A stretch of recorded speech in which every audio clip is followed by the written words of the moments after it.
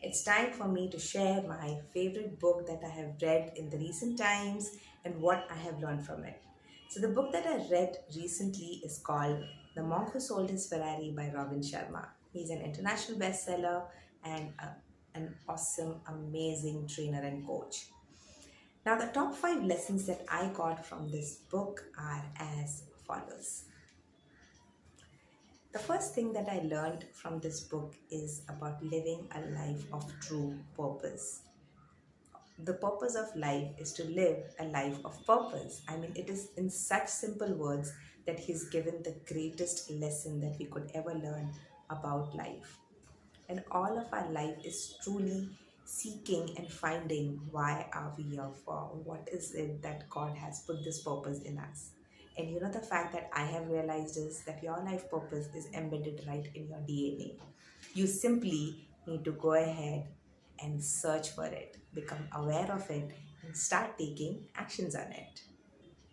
The second lesson that I got from this book, The Monk Who Sold His Ferrari by Robin Sharma, is that have great morning rituals. There is this whole chapter dedicated which talks about the different things that you can do.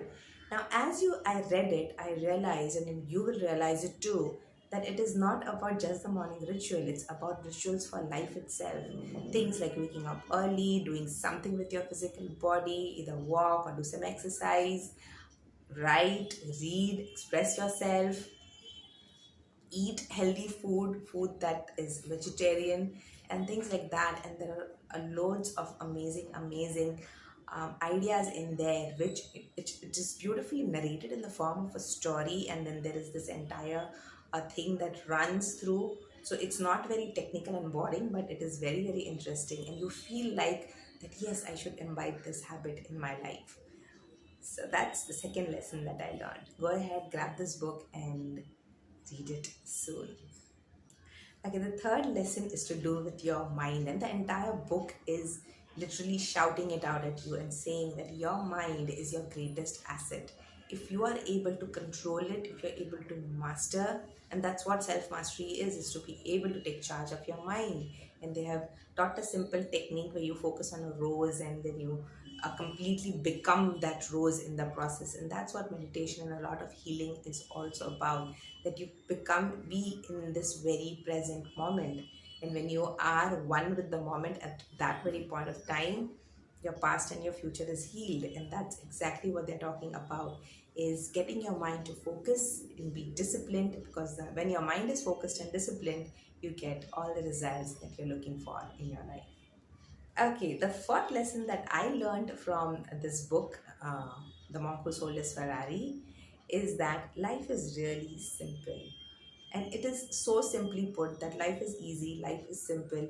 And if you simply have the lens of seeing that life is simple and easy, and then find joy in the little and the simple things in life, you realize that we have complicated ourselves way too much. That's something I immediately realized when I read it. That yes, exactly, that's how it is. I have, something as simple as video making, writing or content, I complicate it for myself, whereas it's actually very simple if you go to see and have that lens when you're doing any task. And particularly when you have to take actions in your life, you realize that action taking looks difficult, but when you take the action, it becomes simple. And that's what everything in life is. Keep taking the right actions that you need to take. Don't worry too much about where you're going and how you will do things. Just keep doing what you need to do, and you see that it is simple. Lesson number five that I got from this amazing book is that give something of yourself every day to the world out there, and give it with the sense of that you want to give, not because you will get something in return. Give your service, volunteer. There are so many ways of giving to the world. Give a lot of things that you have without thinking of what you will get out of it. Give with that true self of altruism that you have inside of you. And when you truly give to the world, you realize that there is this amazing, immense sense of peace and joy that you wouldn't have known if you are too stuck up with what will I get something out of somebody. So give yourself freely to the world and see the magic that the world unfolds. Give your time. If you're working in an office, in an organization, and if you keep thinking, oh, I get paid this much only, so I will do this much work only, you will not be happy. If you are in a family, this and interactions, and it's like, okay, now she's come and now she's going to backbite me, I don't want to listen to her. But if you simply choose to not look at the context and the background and simply give your voice, sometimes it doesn't have to do anything to do with money or objects. It is to give your time, is to give your listening ear to somebody, is to be patient, is to understand what they're trying to say. When you do all of those things, you realize that life is really, really beautiful, and that giving is the greatest receiving.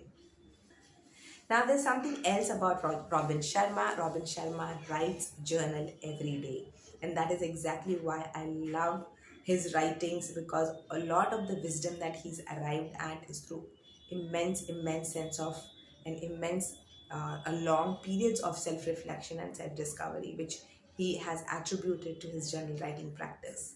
So it's a powerful habit. Please follow it in your life also. Not just because I am saying, because even someone as successful as Robin Sharma does it. Thank you for listening.